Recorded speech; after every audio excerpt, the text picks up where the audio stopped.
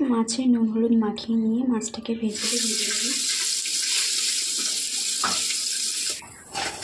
মাছটাকে ভাজা হয়ে গেছে। এবার আমি কড়াইতে তেল দিয়ে দিয়েছি, পেঁয়াজ কাঁচা লঙ্কা দিয়ে ওটাকে ভালোভাবে ভেজে নেব।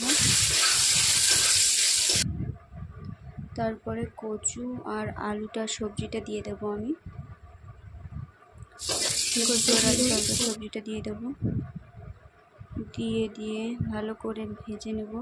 একটু লাল লাল হয়ে হলে হলুদ গুঁড়ো, লবণ, লঙ্কা গুঁড়ো দিয়ে আবারও ভালো করে কষিয়ে নেব। তারপরে জল ঢেলে দেব। জল ঢেলে দেওয়ার পর কিছুক্ষণ পর ফুটে এলে মাছটা দিয়ে দেব, দিয়ে আবার একটু নেড়ে দেবো।